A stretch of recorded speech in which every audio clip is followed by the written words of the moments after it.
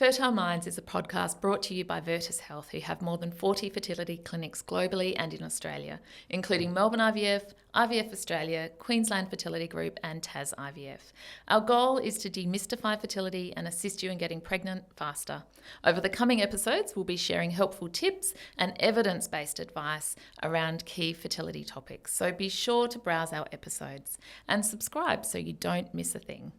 You can also watch videos of these recordings on our Fertile Minds YouTube channel. Let's dive into today's episode.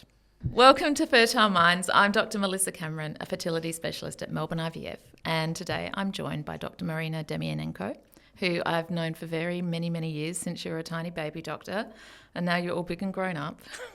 Hi, I'm Dr. Marina Demyanenko and I'm a fertility specialist and gynaecologist at Melbourne IVF, and it's a real pleasure to be here with Mel because I feel like we work really well together and I'm really looking forward to this episode. We've had a few years, haven't we? And we do both love a chat. We do love a good chat, so join us for this chat today. Welcome to today's episode. In today's episode, we're going to be having a chat about egg freezing, which is a really important topic for, I think, all patients in our community, and really important to kind of get your head around and understand in a bit more depth. We're going to kick off today's episode with our Fertile Fast 5. Marina and I will answer 5 fertility questions so that you, our listeners, can get to know us. Ooh. So you're up first, Marina. Great. First of all, what sparked your passion for fertility?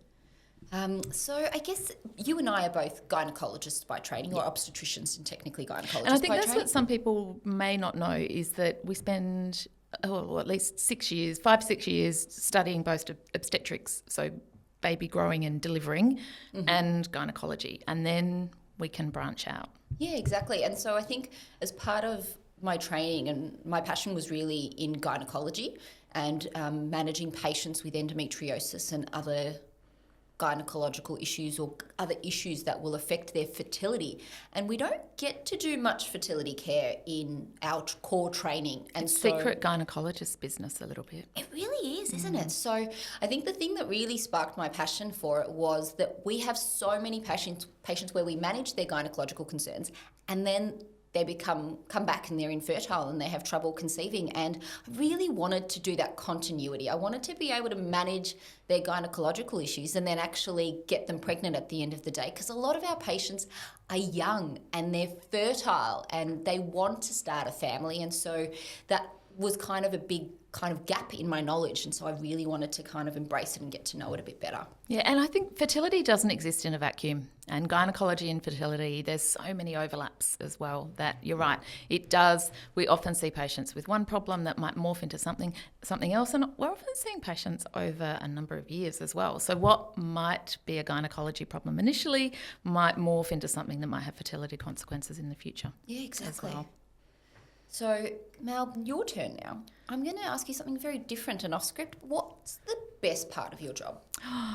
The best part of my job, that's a bit of there's so many things I like. I really like, there's 2 things.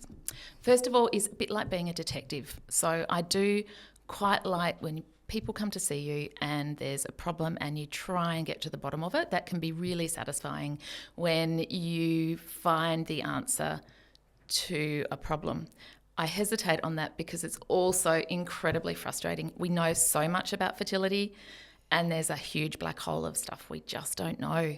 So there's a lot of mystery there, which is, I find that's the most frustrating part of my job, is that sometimes we just don't have the answers to why isn't someone getting pregnant, which can be very difficult as a patient, difficult as a doctor as well. But I think it's that kind of, that drive and that drive for knowledge is what makes us do research and do things to try to figure it out for patients. And I think that's really exciting about fertility because it's so growing and it's ever expanding and there's so much we don't know. It's so dynamic, isn't it? Like there's always something new they're discovering. Exactly. I love it. There's clever research doctors. Yeah, those ones. And then we've got people certainly like myself, where I love using the evidence of research to guide my practice. Yeah, evidence-based medicine is really everywhere, and I think there's no excuse really to not follow the evidence and keep up to date. Couldn't agree more. So Marina, your turn again. As a passionate women's and gynecology health advocate. What advice do you have for women and those assigned female at birth who might be experiencing gynecological issues? That's a really big, broad term. But what sort of advice would you have for someone who may be concerned, for instance, that they've got something gynecological not quite right? Yeah, I think it's a really big question. I'm going to try to be brief about this because, God, we could spend a whole episode talking about this, couldn't we, Mel? But I think the best advice I would have is advocate for yourself. You know what your body's telling you, and if you know or think that something's not quite right, find the right person to listen to you. And if the first person doesn't listen to you, find someone else, because I think that for a really long time, especially in endometriosis, and you and I do a lot of endometriosis, the thing that's really struck is we've been telling patients for a really long time that pelvic pain is normal, and it's not. And so trying to change that misconception for patients and getting them to get care earlier is a really difficult thing for us to do. And so I want to encourage everyone out there to just advocate for yourself. You know if something's not right, you find someone that will advocate for you. I think you really hit the nail on the head of something that is really difficult for people having gynecological issues is that, for many years people just get told, oh, well, it's part of having a uterus, it's part of being a woman, it's part of having periods, just put up with it or go and have a baby. The number of times I hear patients being told that, even in teenage years, it's quite remarkable. But out there we have, that education has improved, doctors are better educated, patients are better educated. There are a lot of really passionate supporters out there. So you're right, if you're not getting a satisfactory answer to your questions, there are definitely other people out there who can help you. So Mel, your turn again. What excites you about the future of fertility? Because again, this is a massive one, so we could spend hours talking about this. But the future of fertility, there's so many exciting things happening, isn't there, really? And one of the reasons I love this field of medicine is it is so dynamic.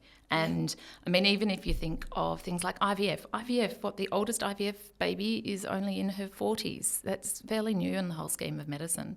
So I think the speed with which things change and the answers to questions we get.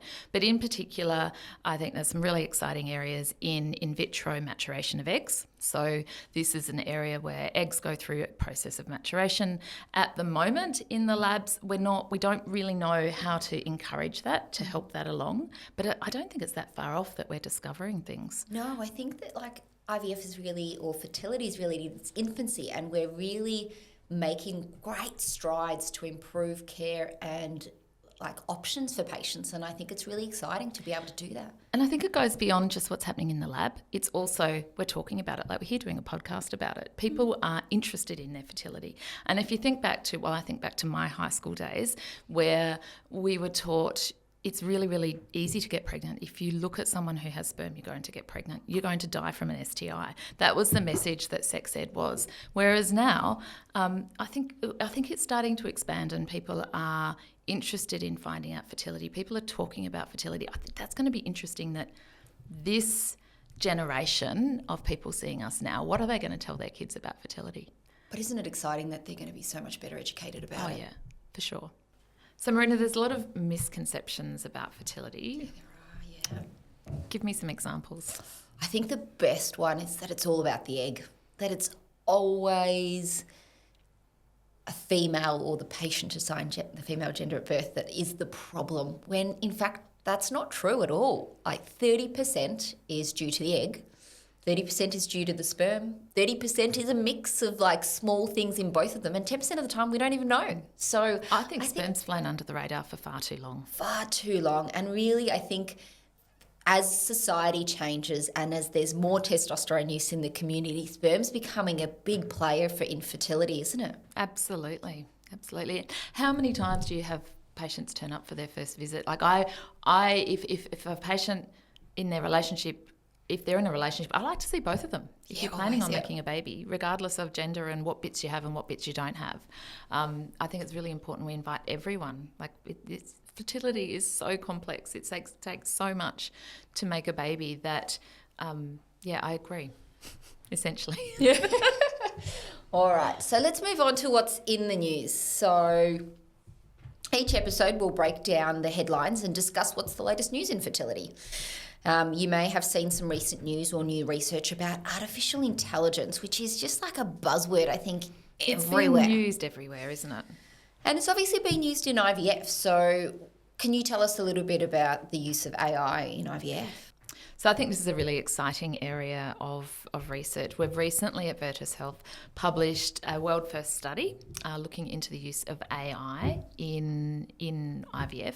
And this was essentially where AI assisted in assessing the embryos. So when we've got embryos in our incubators, we obviously like to assess them. We might have a batch of embryos. We'd like to put the best embryo in first because we want to maximise the chances of our patients getting pregnant.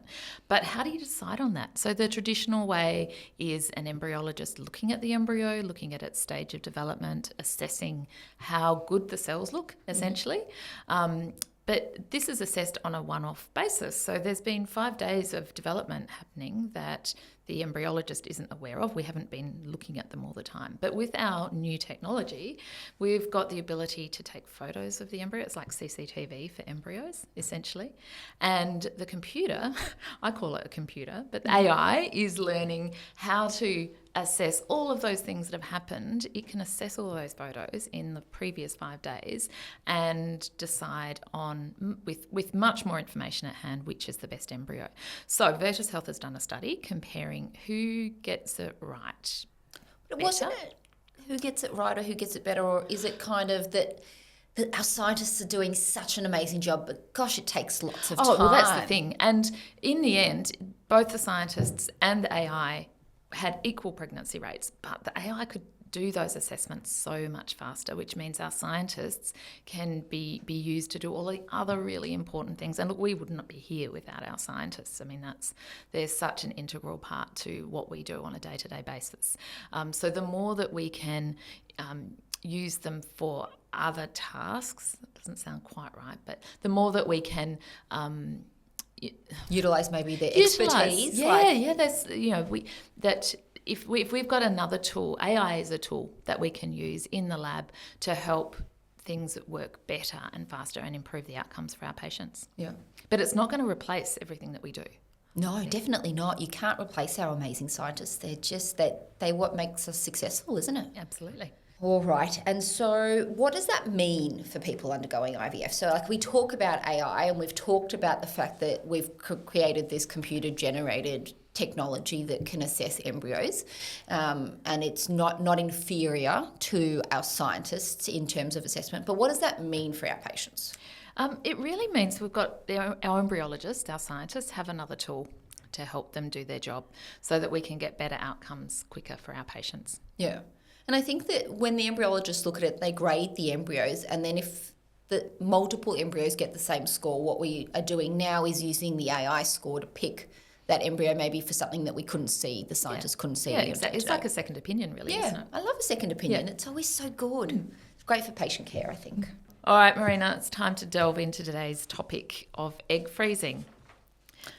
You may have seen a lot of coverage about egg freezing in the media lately. It seems to be everywhere. It's a hot topic, isn't it? It's a super hot topic. Everyone's talking about it. I'm seeing many more people coming in asking about egg freezing, asking about fertility as well. So today we're going to explore this world of egg freezing so you can gain more of an insight into whether it might be the right thing for you. Perfect. And I think it's also just important that we kind of talk everyone through the steps and the process and what it means to freeze your eggs. Like, what can you do with them afterwards, okay? So why are more people choosing to egg freeze? Why do you think that this is such a hot topic and so popular at the moment? What I think is one of the important topics around egg freezing is why would you be thinking about this? And there's biological reasons and social reasons. And I think the biology, a lot of people aren't aware that as you get older, if you're a person with eggs, you reduce, we don't make new eggs. We're born with a certain number of eggs. In fact, before we're born, we have the most number of eggs we're ever going to have. You lose eggs even before you're born. And then that loss just continues to happen throughout life. But it's not just a loss of number of eggs, it's how well they're able to work and to fertilise with sperm and their to make quality, a baby. isn't it? Yeah, quality, that whole egg quality, I'm sure we'll get onto that a bit later. But yeah, so that's one of the reasons you might want to freeze your eggs, is to maintain your egg number, maintain the quality of your eggs and how well they might work. And it didn't really matter that much when everyone was having babies in their 20s, which is when our eggs are at optimal number and optimal ability to make a baby. But now, on average, how old's the first on average? I think 31. Yeah, 31's 31, the 32. average. Yeah. People starting to have And that. that's, I think, the last time I read that was in all of Victoria. And I wonder if we looked at inner city, where you've got often very different demographics, I would say it's actually quite a bit older. I do. I think it's probably more than 35 if we looked at that inner city population. Well, I think the average age of patient coming through Melbourne IVF is 38. Oh, wow. I it's didn't know quite that old. statistic, yeah. So if we're starting later, but it's not just starting later. I think it's not just that part of society is changing. It's also, there is a man drought in Australia or a sperm drought in Australia. And for those patients that are in that kind of relationship, you kind of been told to go to the Northern Territory or in areas of WA, because in terms of proportions for people assigned the female gender at birth and male gender at birth, in Victoria, New South Wales and Queensland, women outnumber men. I didn't know that. Yes, yeah. So like from a population perspective, the population in Australia is changing as well. And I think that really is having a big impact, because there was a study that came out that was presented at a conference recently that talked about the main reasons why people were freezing their eggs. And it talked about how initially people were being sold that it was women in jobs and professional women that really just wanted to delay their family planning, and because they wanted to climb the corporate ladder. But that's not it at all. I would agree. Couldn't agree with you more. Like, it's women or patients that haven't found their life partner. And that was the biggest driver for patients to freeze their eggs, because they've just not found their life partner or someone they're happy to start a family with. And I think it's really important that we clear up that misconception, because very much people do think people are putting off babies so they can climb the ladder, when day after day I'm talking to patients where it's they haven't found the right person, or the person they're with, they're not sure, or the person they're with doesn't want to have babies yet. I think there's also a few Peter Pans out there as well, which is where part of this conversation, yes, we are talking about eggs and how eggs age, but sperm ages as well. It doesn't get away scot-free. No, and it that's doesn't. really where I think we need to bring everyone to the table when we're talking about eggs. And as women and people with ovaries, we tend to take a lot of responsibility on not getting pregnant, so responsibility for contraception, but also responsibility for getting pregnant, when really it is much more complicated than that, as we indicated before. Yeah, and we've got to not miss the population of patients that are freezing eggs to preserve their fertility for medical reasons. So we've got to not miss the huge proportion of patients that we see that are either prior to gender affirming treatment, our patients that are getting kind of oncofertility treatment and freezing their eggs for that reason. Oncofertility treatment is, Marina? Yes, so oncofertility treatment is providing care for patients prior to them having chemotherapy for their cancer diagnosis, or radiation therapy, which can have long-term impacts on our egg number and our egg quality. And for some patients, it can actually result in menopause, where they will no longer be able to generate or recruit eggs for themselves. And that's really where egg freezing started, isn't it? Yeah, it was the providing care for those patients that really drove the developments in egg freezing for patients. And can you tell me a little bit about those developments in egg freezing? Because I think it's amazing how new it is and how quickly things have changed, really. Yeah, so I think that when we first started freezing eggs, we used this kind of slow freezing technique to freeze the eggs. And actually the survival of eggs when we thawed them was really bad. It was really poor. And we almost take it for granted that we can do this now. But Yeah. eggs are tiny little things that you can't see with the naked eye, but they're also Mostly water. Yeah, they're mostly water, and they're actually the biggest cell in the body. And it's actually remarkable that we can freeze these things, thaw them, and then they survive. But technology has come a long way. So even in the last kind of 10 years or so, we've moved away from slow freezing eggs. We're doing vitrification, which is like a really fast, uber fast freeze for these eggs. And their survival rates are amazing. So on average, kind of 8 to 9 eggs that we thaw out of every 10 will actually survive that process, and you'll be able to use them. That's incredible, isn't it, really? Yeah. And we've got all of the researchers that have been involved, all of our scientists. And the other thing, I guess, with egg freezing is the techniques have improved. But it's like any skill. The more you do of something, the better generally you get at it and become. So we have numerous scientists who have really become experts when it comes to egg freezing and egg thawing as well. Yeah, and it's not just the oncofertilities. You and I do a lot of gynecology, so it's our endometriosis patients. It's our patients that have got big ovarian cysts, big fibroids that need to delay their family planning. It's these patients that also need to think about egg freezing. And so if you are a patient who has one of those diagnoses, I mean, personally with my patients who may have endometriosis, I'm like one of those really annoying aunts. I'm always asking patients, when are you going to have babies? Just so that we can get, I think it's a great opportunity to have a discussion about fertility and make sure people are informed. And we spend a lot of time asking people, when are you going to have babies? I'm flipping that conversation to, when are you going to finish having babies? How many babies do you want? Because if you're not starting your family until you're 35 and you want 3 children, if you do the maths of how long it might take to get pregnant, how long you're pregnant for, once you have a baby, if you breastfeed, how long that might delay getting pregnant again. There might be miscarriages that happen.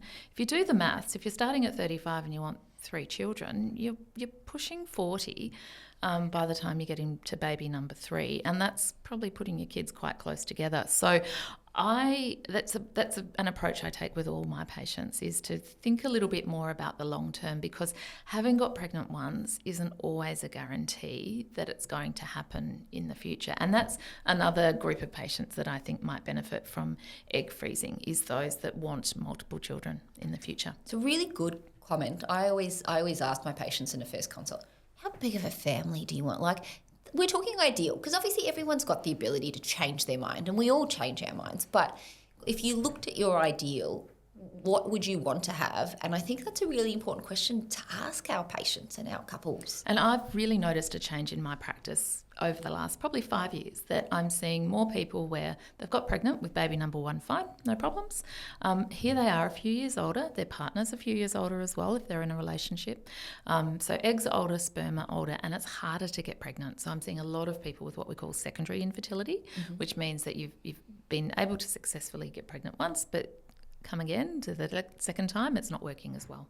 And I think it's really important in that group of patients to actually talk about what the pregnancy rates are based on your age. So obviously we're assuming that everything is working normally, that there are eggs and sperm and you're able to create a family doing that. But in our 20s, our chances of falling pregnant per month of trying are kind of 20 to 30%. Like, they're really great. You turn 30, it's about 20%. You turn 35, it's about 15. You turn 40 and it's less than 10. Like, it's important to be aware of that, because it's not the same depending on what age group you are. I love your optimism at saying 20% is great. When I talk to patients, they go, what, there's only a 20% chance? And that's, like, we're not often seeing people in their 20s wanting to get pregnant. So I think when we talk about how hard it is to get pregnant, even in uncomplicated, straightforward pregnancies, it's actually a real miracle that anyone gets pregnant. Yes, it very much is. But, lots of people do, and it works for the vast majority of patients. 80% of couples will fall pregnant after 12 months of trying.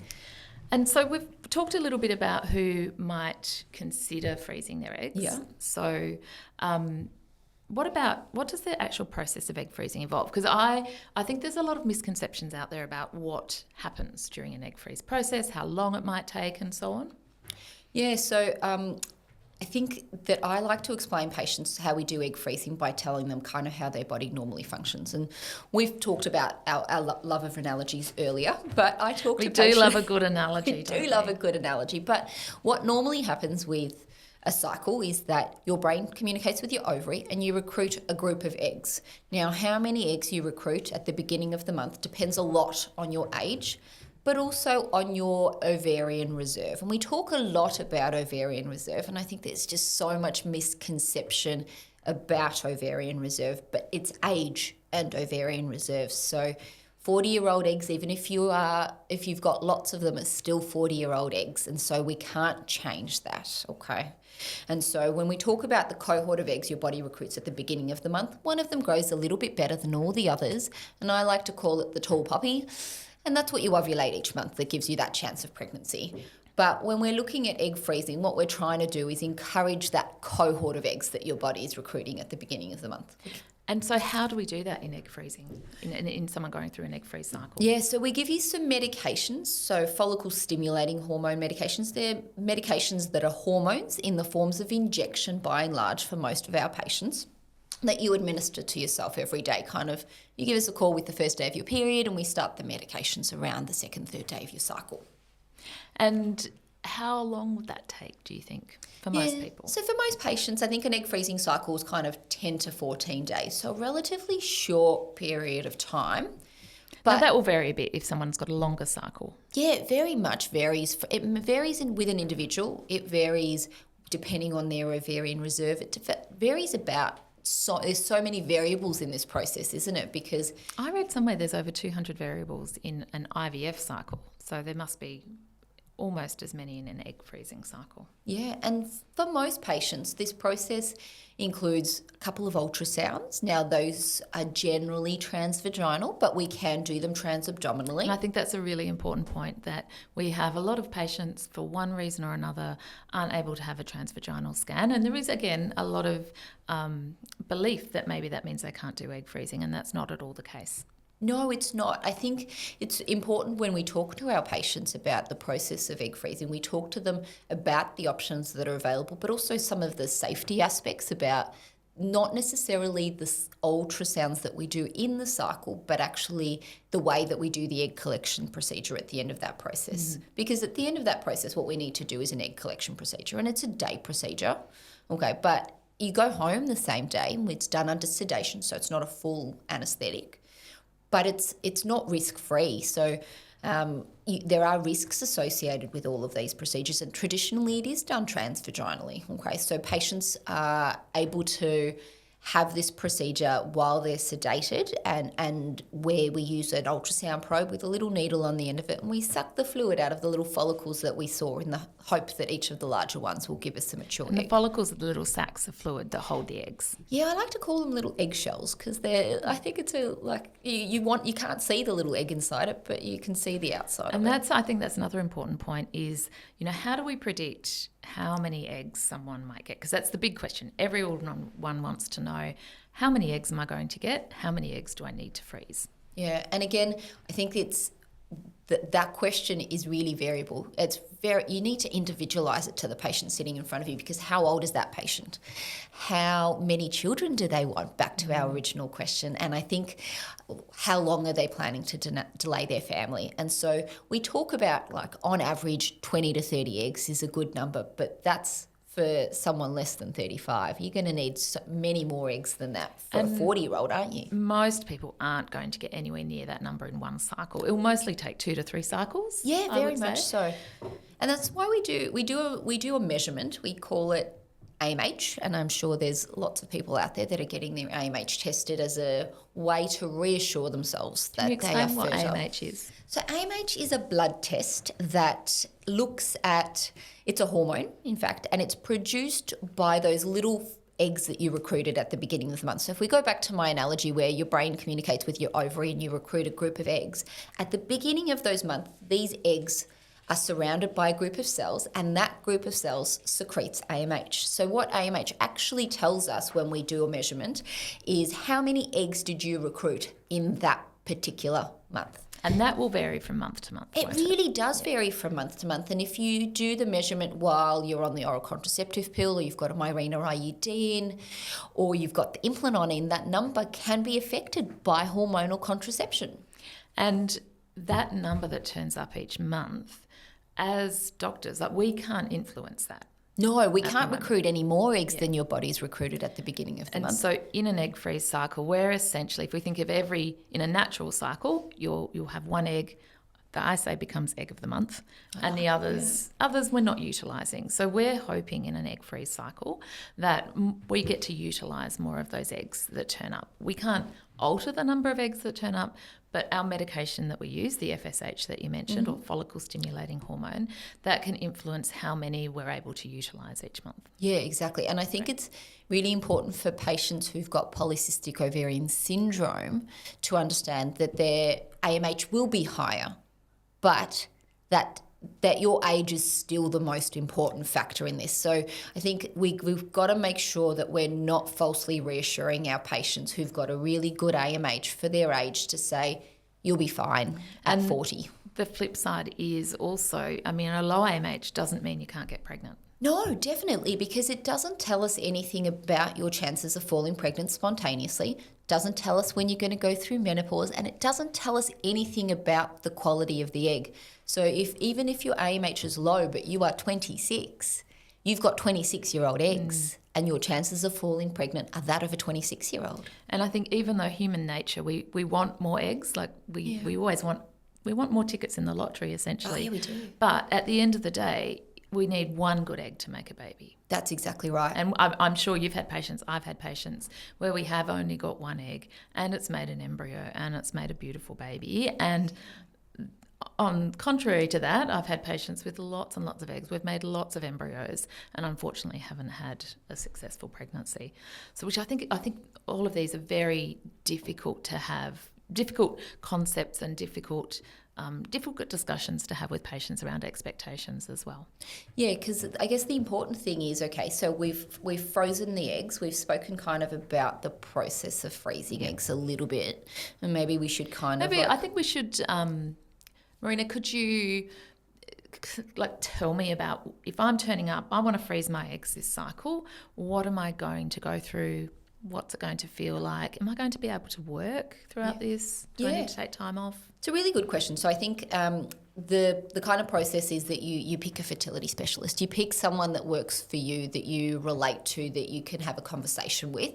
And that's the first step. You go and see your fertility specialist because it is individualised care. It's so much about all your other medical problems, if you've got any, all about your family history. And it's a really big discussion that you need to have with someone who knows what they're talking about, okay?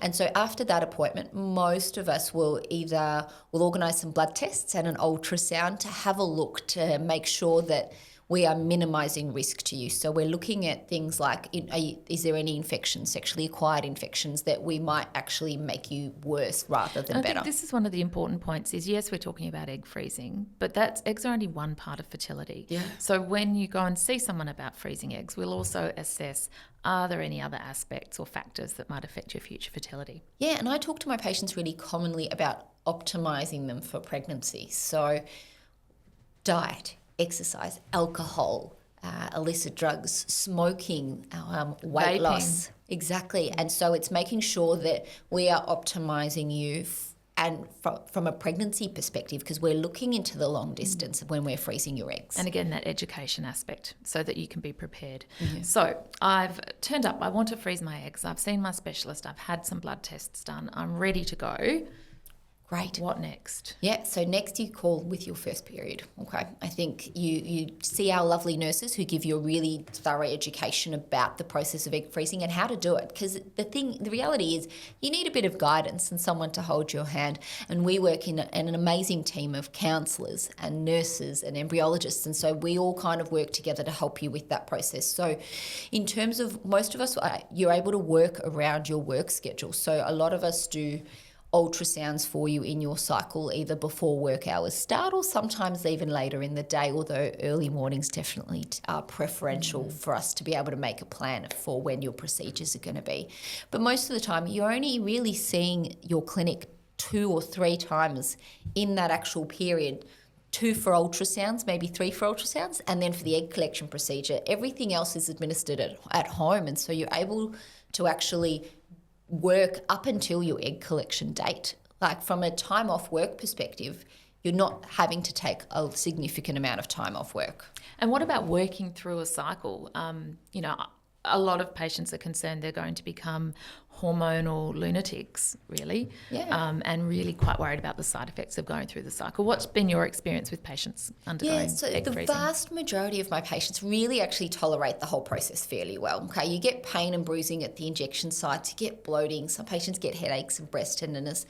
Tiredness, I hear a lot. Yeah, or like a little bit of GI disturbance. I've noticed a little bit more in my recent cohort of patients, but I think the mood disturbance it's not a big aspect for my patient population. Like, they haven't found that to be a big deterrent. And I think when you're coming through to freeze eggs, this is often a feeling of, you feel empowered, you feel that you are making a conscious decision about your fertility, and you're taking some control back. And often this is a situation where you feel like you have no control. So I find my patients coming through for egg freezing, I think you're entering into it from a different space compared to if you're coming through and this is your chance of getting pregnant. I think you're coming from a different angle. Yeah. So I agree. I think my patients, on the whole, do really well through egg freezing. The warning, like the fine print, is after the egg collection, often your natural progesterone levels are sky high, and progesterone's a dirty, dirty, dirty hormone. It's the one that can give you breast tenderness and make you feel grumpy, make you really bloated, slow your bowel down. So often that 10 days to 2 weeks after the egg collection can be pretty harsh. Yeah.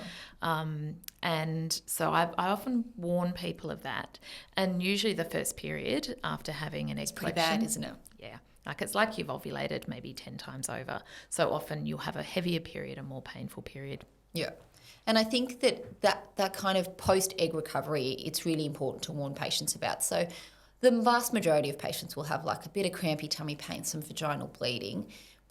But a significant, not a non-significant, about 3% really will have really severe abdominal pain from the egg collection procedure. It doesn't really mean that anything's gone wrong. Some people will just experience more pain from the egg collection procedure, and it's really important that our patients are aware of that and that we manage that for them in the recovery process, but also going home.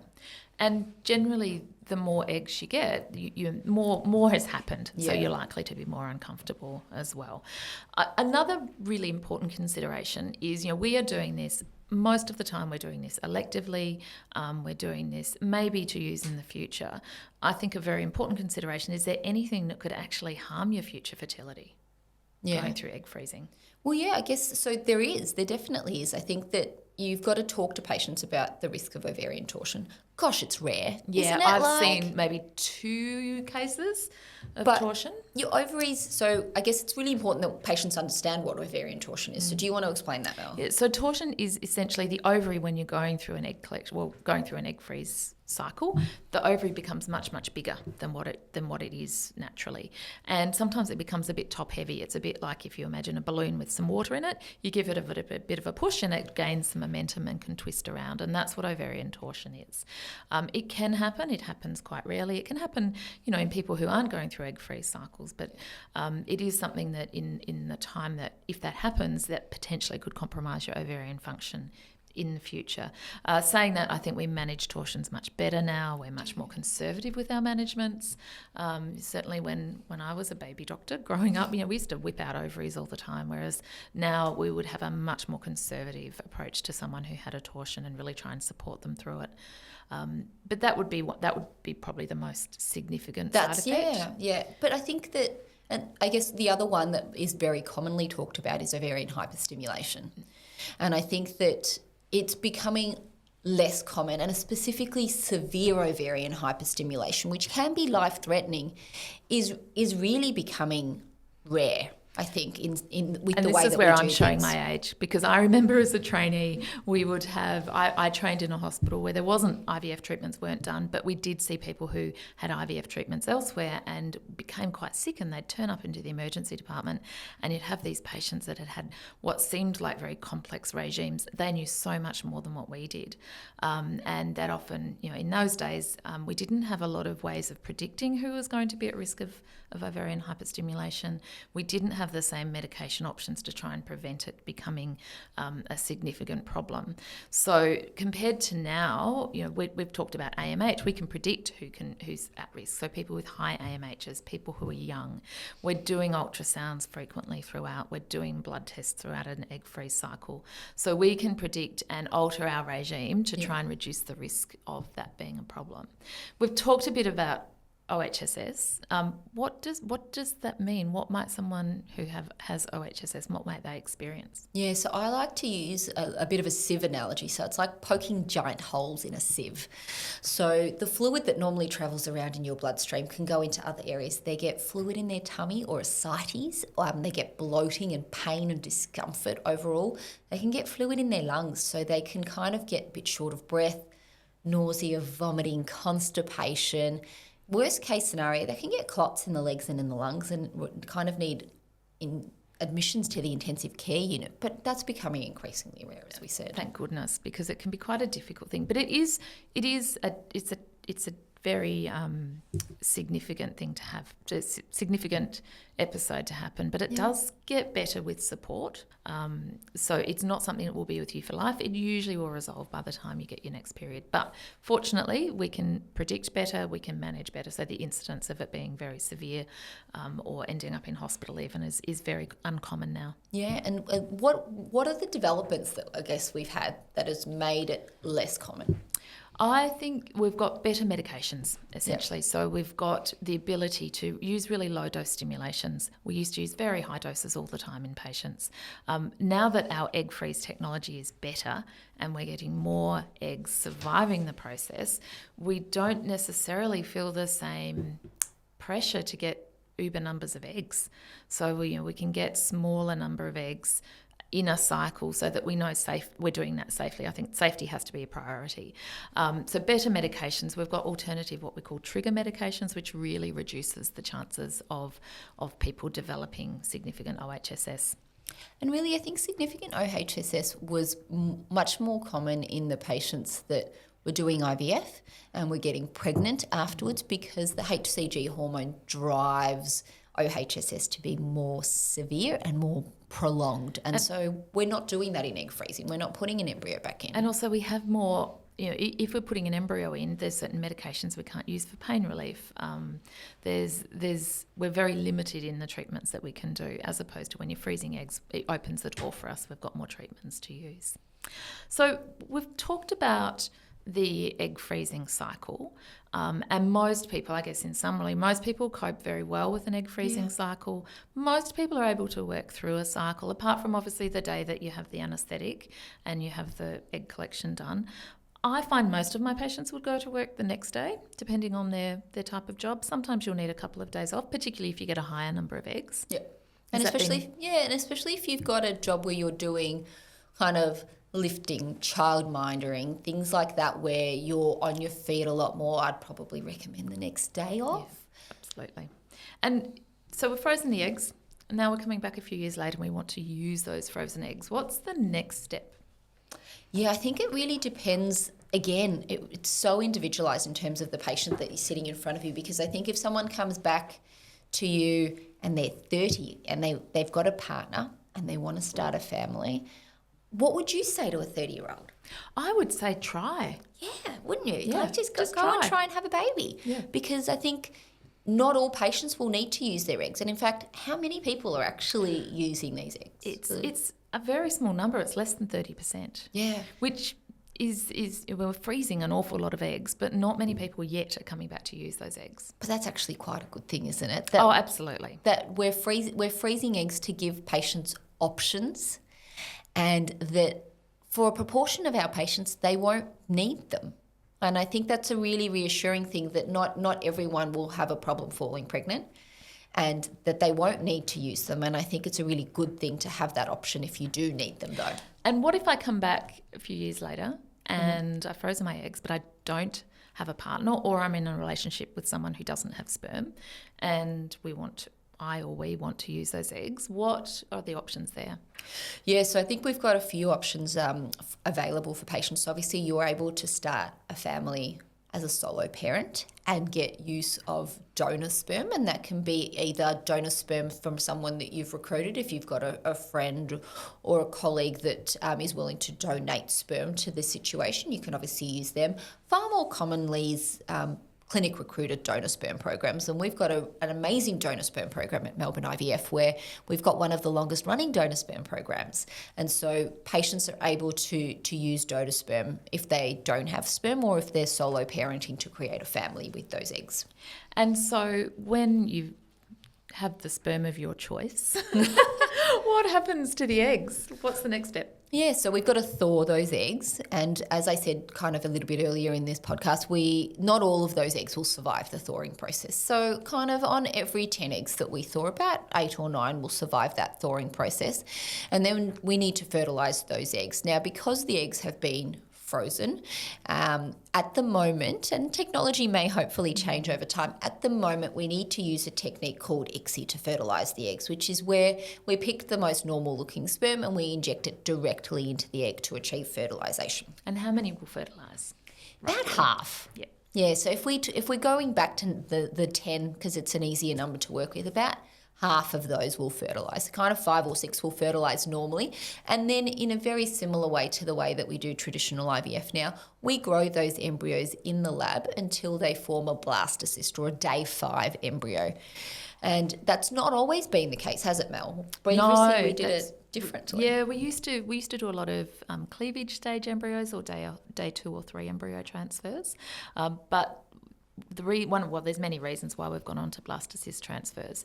I think that the blastocysts definitely work better if you look at number of babies per blastocyst transfer born versus a cleavage stage embryo. The blastocysts work better, and that probably is partly the embryo is more developed, so it's had more of a chance to show us that it's got a capability of becoming a baby.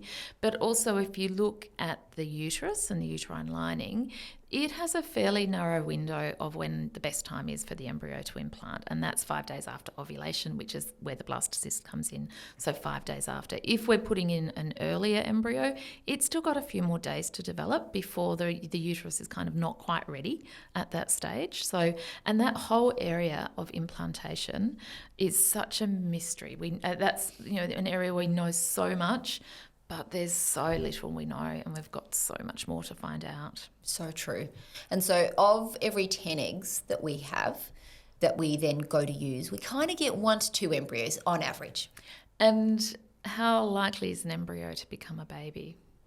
Yes. That's a tricky question, isn't it? It really is, because I think that when we look at an embryo and we grade an embryo, because that's what we do. We look at them and we go, well, what are the chances that this particular embryo will lead to a pregnancy? We don't grade its genetics, do we? We don't know the genetics just by looking at the embryo when it looks really pretty. And even if we do know the genetics, if we've biopsied the embryo, again, there's so much more to an embryo than just genetics. There's so much it needs to do to become a baby. Well, yeah, and the environment and the uterus and what we were talking about in terms of window implantation, things we don't know about are so important, and we just haven't figured them out yet, have we? Oh, we've got so much more work to do. We being the clever scientists. Exactly.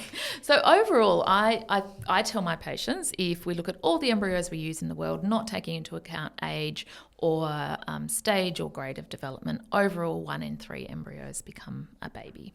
Okay. And then, so do you tell patients how many embryo transfers would it take on average for 50% of the couples to fall pregnant? Oh, this is where we're bringing maths into it, but usually at least 3 or 4. Yeah, and that's the exact statistic I say. I kind of say 4 to 5. And realistically, most people aren't going to get that many embryos from one egg freeze cycle, which is why we talk about multiple cycles. Yeah, and so if we move away from egg freezing just for a second, because I think it gives patients perspective about, I guess, falling pregnant in general. On average, how many IVF cycles? So if we're going eggs to fertilized eggs to, that's. I would on average say 3. Yeah. 2.5, I think, is the technical statistic. And the one thing with IVF is it's the only time you've got the eggs and the sperm, and you're actually seeing what happens. And IVF is partly therapeutic in that we have successful pregnancies, but it's also diagnostic because it's the only time we're looking at those eggs and sperm, seeing how embryos develop and so on. So you do get a lot of information from a cycle, even from an egg-free cycle. There are always changes we can make throughout cycles as well. So often that first cycle is a little bit of a learning experience, I find. That if we have a pregnancy, fantastic, but if not, there's often things that we can do to change it. Yeah, no, that's really good to know. So moving back on that note, when we're talking about success rates, how many eggs should people freeze? This is a very common question that we get. So I say on average you should freeze somewhere between 20 and 30 eggs, but I caveat that really heavily for my patients to say that there are so many things that will impact whether that is achievable for you and what you want. And how old should I freeze my eggs at, Marina?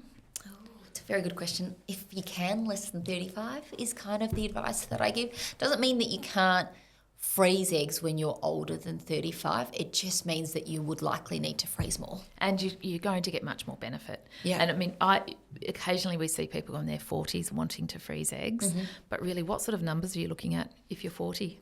Oh, I actually don't know the number, but I know that for a 45-year-old, it's 100. Yeah. Which is just unachievable. It's unachievable, to be honest, isn't it? Yeah. So the earlier you can have the conversations, if that's something you're considering. You're saying that the flip side is, well, should I freeze them when I'm 21? I've heard of people being giving egg freezing for their 21st birthdays.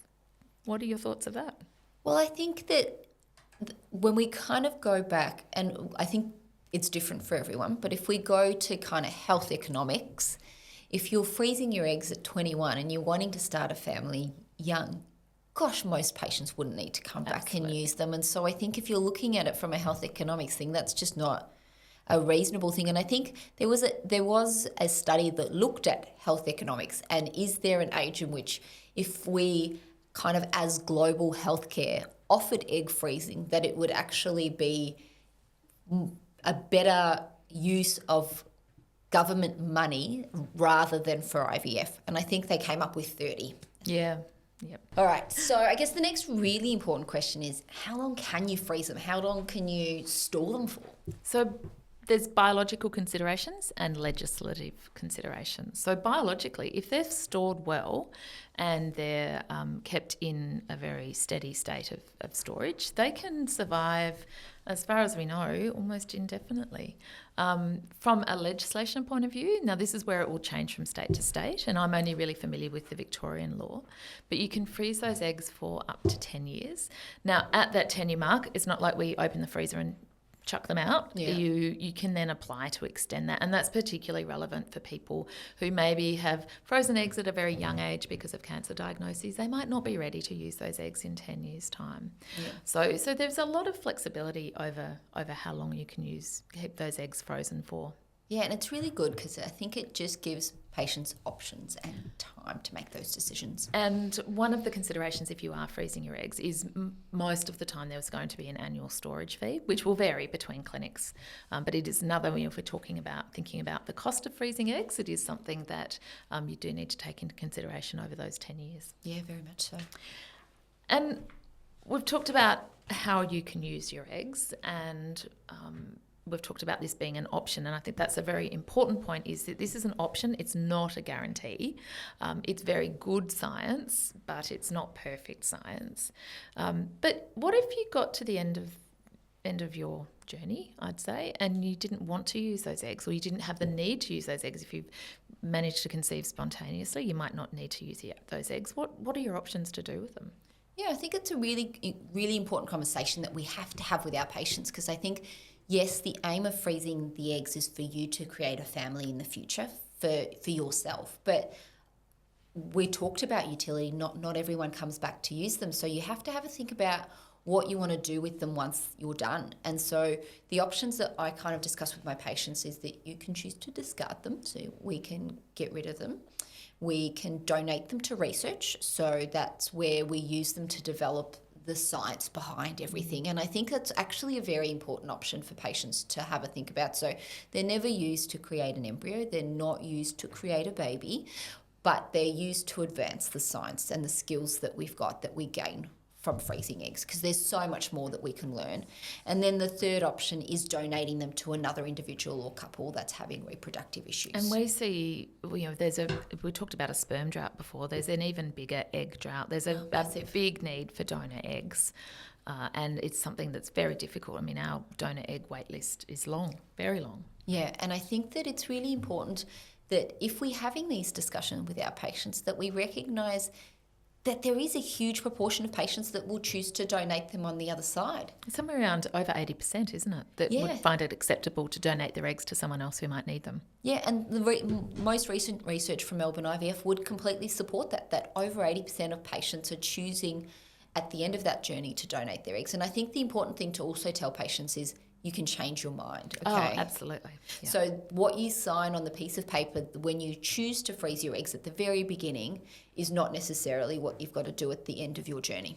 Alrighty, so that was so informative. Thank you so much, Mel, for talking about egg freezing with me. I always love this conversation. We could talk for hours. We could.